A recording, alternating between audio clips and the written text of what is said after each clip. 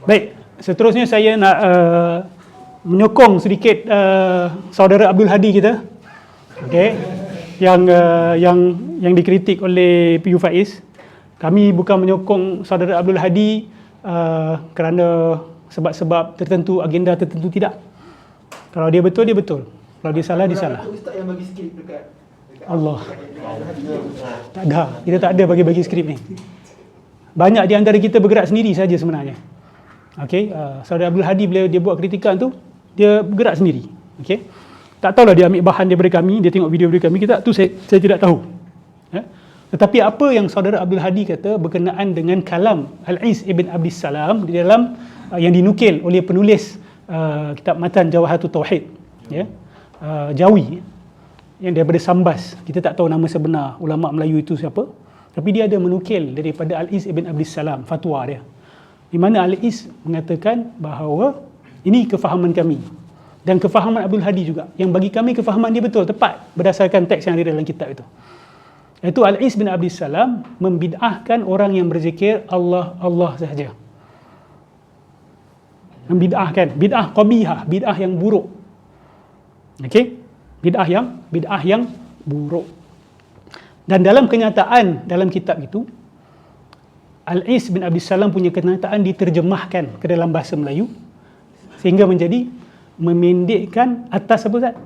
atas demikian Atas.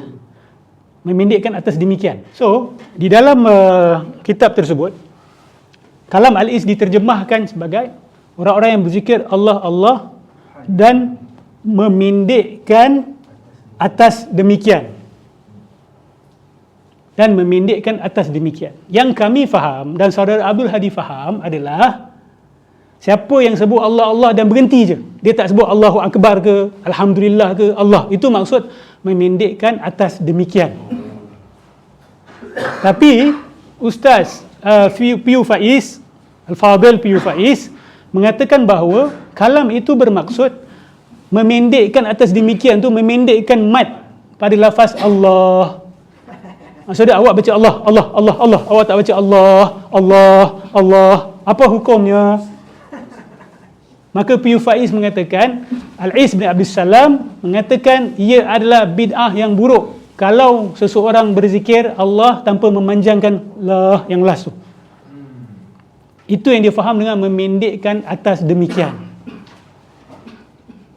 Adakah itu kefahaman yang betul? Itu kefahaman yang salah. Saya boleh kata 100% salah dengan murad apa yang disampaikan oleh Al-Iz bin Abdis Salam. Buktinya apa? Buktinya adalah apabila kita cari teks bahasa Arab dia, iaitu fatwa Al-Iz berkenaan dengan zikir Allah Allah, yang mana isu yang dibahaskan oleh ulama dalam kitab tersebut adalah berkenaan dengan zikir Allah Allah, isim mufrad itu. Dan bila kita cek, ada di dalam Mawahibul Jalil, Ustaz, ya, Syarah Mukhtasar Khalil, di kitab Fiqh Maliki, ya, terkenal. Mukhtasar Khalil ni sangat terkenal, Fiqh Maliki. Ada exact statement, dan dalam bahasa Arab dia, Al-Iz mengatakan apa? Wa yaqtasiru ala dhalik. Lepas sebut Allah Allah, wa yaqtasiru ala dhalik. Wa yaqtasiru ala dhalik ni hanya ada satu makna dalam bahasa Arab. Iqtasara ala maksud dia iktafa. Iqtasara ala dalam bahasa Arab ni bermaksud dan dia berhenti dekat situ. Itu maksud iqtasara ala. Kalau dia nak kata sebut Allah tanpa mad, dia akan kata apa? Allah Allah bila mad, ataupun bil qasr. Dia tak akan kata wa yaqtasiru ala dhalik. So kitab Jawi itu telah menterjemahkan secara adil dan secara jujur. Sebab tu dia terjemahkan sebagai apa? Memendekkan ke atas demikian. Itu adalah terjemahan literal kepada wa yaqtasiru ala zalika. Yaqtasir memendekkan, ala ke atas, zalika demikian. Nampak? Sebiji. So iqtasara ala dalam bahasa Arab tak ada kaitan dengan memendekkan bacaan mat. Tak ada kaitan, wahai PU Faiz. So itu adalah kefahaman yang betul yang dibaca oleh Abdul Hadi. Tak apa, kita bukan nak kata apa PU Faiz tersilap baca teks, tak ada masalah. Kan, dia tidak menjatuhkan keilmuan Ustaz Al-Fadhil P.U. Faiz kita. Kan, tapi janganlah disalahkan saudara Abdul Hadi hanya kerana beliau ni bukan daripada orang pondok ke apa ke, kita boleh mengatakan dia confirm salah. Tak. Kami check. Kami pun ingat mungkin dia salah baca, tapi bila kami baca, tak. Dia betul. P.U. Faiz yang silap dalam bab ni. Okey? Tapi bukan merendahkan makam P.U. Faiz. Jangan pula lepas ni P.U. Faiz ni tak boleh percaya. Tak. Tersilap baca teks ni benda biasa. Maka orang yang dah khatam tu kalau tengok nota P.U. Faiz tu, penuh nota tu. Tapi nota pun silap juga. Kan? Bila dirujuk pada Sambas tu dia tulis Kepulauan Sulawesi. Sambas bukan di Kepulauan Sulawesi kan Ustaz kan? Bukan. Silap. So, boleh silap. Awak khatam kitab dari kulit ke kulit, awak tulis nota penuh muka surat pun awak boleh silap. Yang penting kefahaman. Dan saya juga yakin P.U. Faiz tersilap juga kerana mungkin ada niat nak mempertahankan zikir Allah itu. Kemungkinan ya. Ni kalau saya salah, saya tarik balik. Sebab kalau dibaca teks tu jelas, konteks kalam penulis kitab itu pun, yang daripada Sambas yang kita tak tahu siapa tu pun, dia tengah cerita pasal tu. Orang yang zikir Allah, zikir hu. Lepas tu dia bawa kalam Al-Is bin Abdus Salam sebagai hujahan untuk memperkuatkan pendirian dia. Tu tiba-tiba P.U. Faiz kata ni pasal mat pula. Apa benda pasal mat? Okey. Lepas tu bila dibaca di muka surat sebelah, Al-Is mengatakan bahawa benda ni tak boleh, benda ni bid'ah yang buruk kecuali kepada orang yang mustaghrik dalam zikir dia atau mustaghrik dalam tauhid. Kecuali orang yang tenggelam di dalam tauhid. Tenggelam ni maksud dia dah tak waras. Ada orang ni dia mabuk zikir sangat sampai dia tak waras, dia tak perasan apa dia cakap. Sedang kata tak waras lah. Orang tak waras ni sebut apa pun tak salah.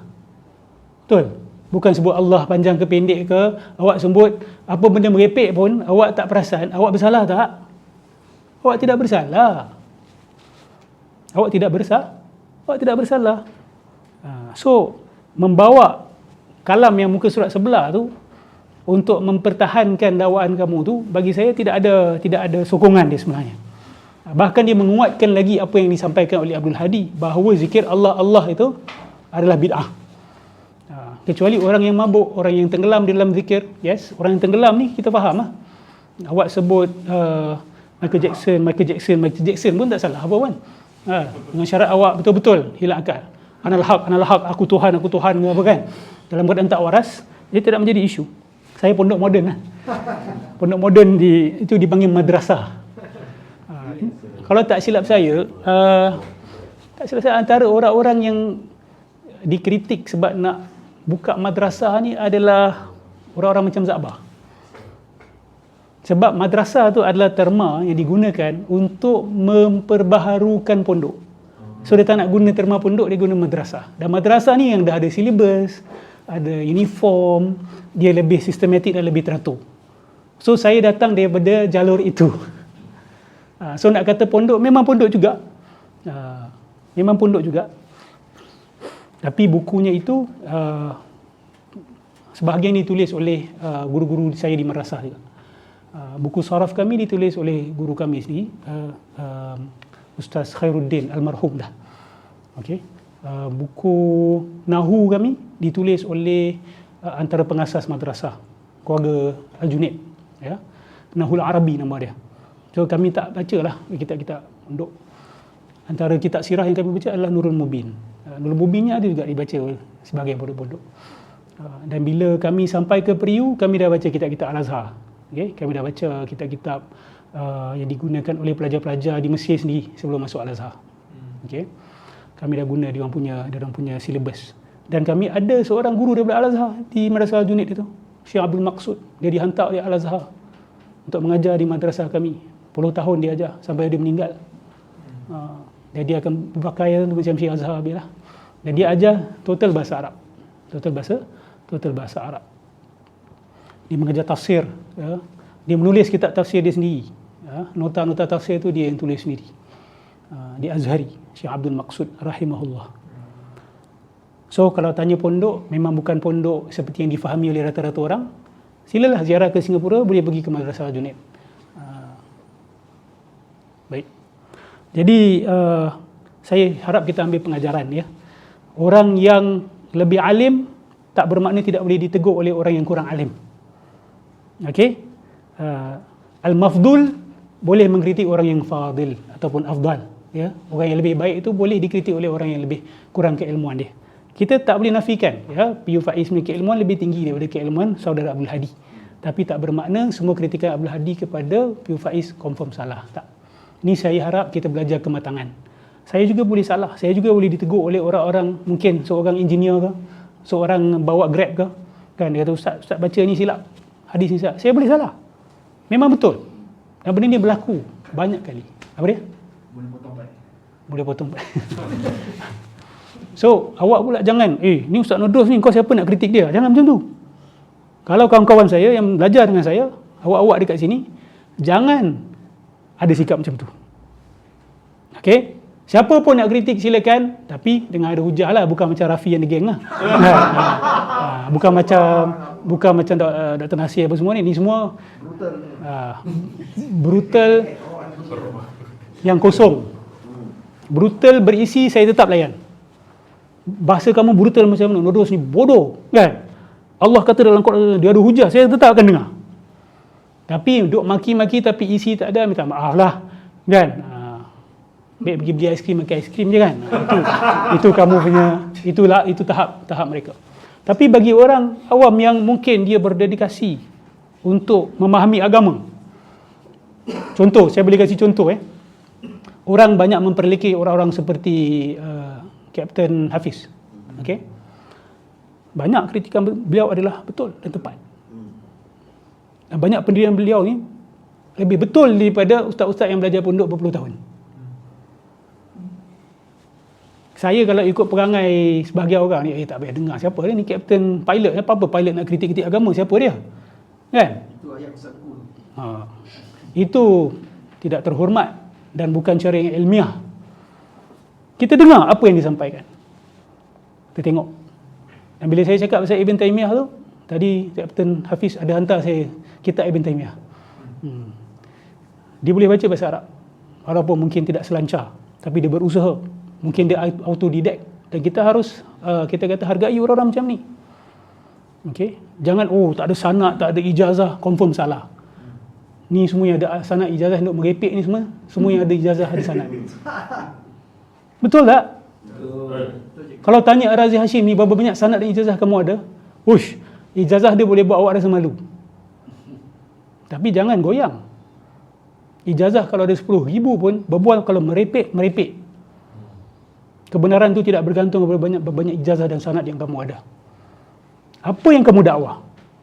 Hanya kerana kamu ada banyak ijazah, tiba-tiba kamu bawa ana Ahmad bin Lamim, adakah tiba-tiba akan mensahihkan kalam tersebut?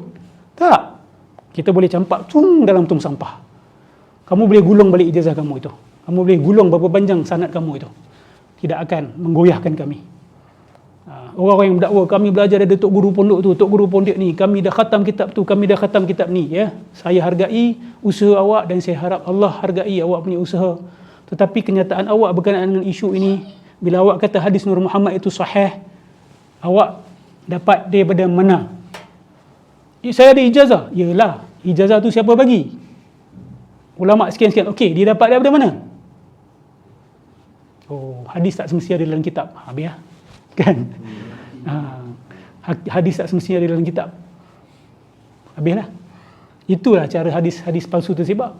Sebab didakwa bahawa ada hadis-hadis lain yang tak terkumpul lagi. Ulama hadis terlepas hadis-hadis ni. Kamu ingat main-main ke ulama-ulama hadis kita kumpul hadis ni? Dia akan pastikan bahawa tak ada satu pun yang terlepas. Apatah lagi hadis besar seperti Nur Muhammad. Macam mana Imam Bukhari boleh terlepas? Macam mana Imam Muslim boleh terlepas? Kalau hadis itu sahih, hadis itu besar. Macam mana Ibn Majah boleh terlepas? Abu Daud boleh terlepas? Imam Malik boleh terlepas? Imam Ahmad boleh terlepas? Ad-Darimi pun boleh terlepas? Al-Hakim pun boleh terlepas? Tiba-tiba ada dalam satu manuskrip di India. Al-Bralwi tak terlepas.